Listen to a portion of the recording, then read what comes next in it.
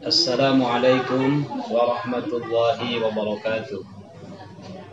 Bismillahirrahmanirrahim. Alhamdulillahilladzi arsala rasulahu syahidan wa mubasysyiran wa nadhira wa da'iyan ila Allahi bi'idnihi wa sirajan munira. Asyhadu an la ilaha illallah wahdahu la syarikalah wa asyhadu anna Muhammadan abduhu wa rasuluh. Allahumma salli wa sallim wa barik ala nabiyyina Muhammadin wa ala alihi wa ashabihi wa man tabi'ahum bi ihsanin ila yaumuddin, amma ba'du.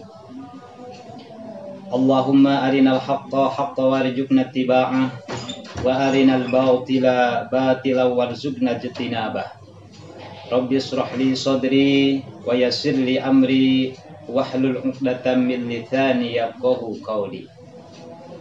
Pertama-tama dan yang paling utama, marilah kita sama-sama panjatkan puji serta syukur kepada Allah yang Maha Suci serta Maha Ghafur. Alhamdulillah, berkat kudratan iradatnya serta inayahnya Allah Subhanahu wa ta'ala, kita masih sama-sama diberikan nikmat oleh Allah Subhanahu wa ta'ala, terutama nikmat iman dan Islam serta nikmat panjang umur, sehingga alhamdulillah kita bisa bersilaturahmi walaupun dari jarak jauh melalui siaran seperti ini, dan mudah-mudahan tidak mengurangi keberkahan silaturahmi di hadapan Allah Subhanahu wa ta'ala. Para pemirsa rahimakumullah, selanjutnya sholawat serta salam semoga selalu tercurahkan kepada Rasul tercinta, yakni Habibana wa Nabiyana wa Rasulana wa Maulana Muhammad sallallahu alaihi wasallam. Juga kepada keluarganya, kepada para sahabatnya, kepada para tabi'in, atba tabi'in, dan mudah-mudahan tercurah pula kepada kita selaku umatnya. Amin ya Allah ya Rabbal Alamin. Para pemirsa dimanapun berada, wabil khusus para orang tua wali santri yang berbahagia, dan semoga kita semua ada dalam lindungan Allah Subhanahu wa ta'ala. Pada kesempatan yang berbahagia ini, insya Allah saya akan menyampaikan salah satu hadis yang dikutip dari kitab Nashihul Ibad, Mutiara Hati Agar Hati Selalu Sehat, karya besar dari ulama karismatik, yakni Syekh Muhammad Nawawi Al-Bantani, yang berbunyi qala Nabi sallallahu alaihi wasallam, sayati zamanun ala ummati yafirruna minal ulama'i wal fuqaha fayabataliyahumullahu ta'ala bi thalathati baliyatin ulaha yarfa'ullahu al-barakata min kasbihim wasaniyatu yusallitullahu ta'ala alaihim sultanan zaliman wasalisu yakhrujuna minad dunya bi ghairi iman. Nabi bersabda, kelak akan datang suatu masa pada umatmu karena menjauh dari para ulama dan para ahli fikih, maka Allah akan memberikan cobaan kepada mereka dengan tiga hal.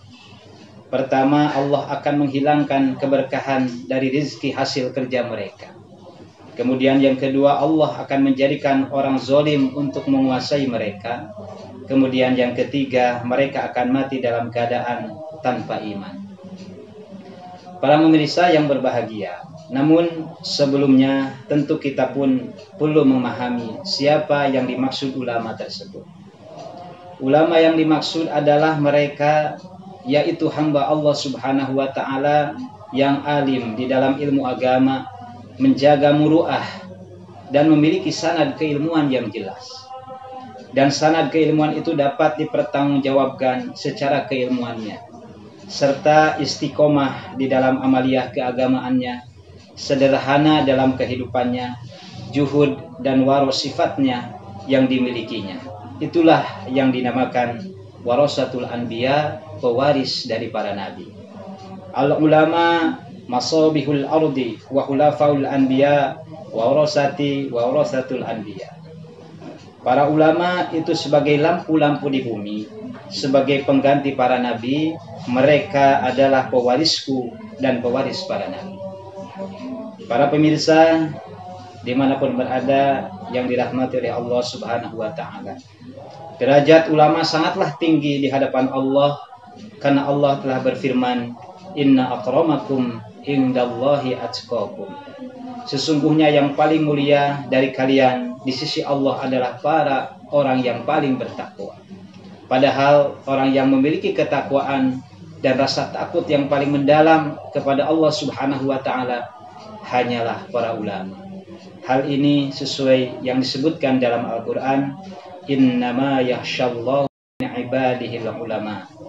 Sesungguhnya orang-orang yang memiliki rasa takut kepada Allah di antara hamba-hambanya hanyalah para ulama.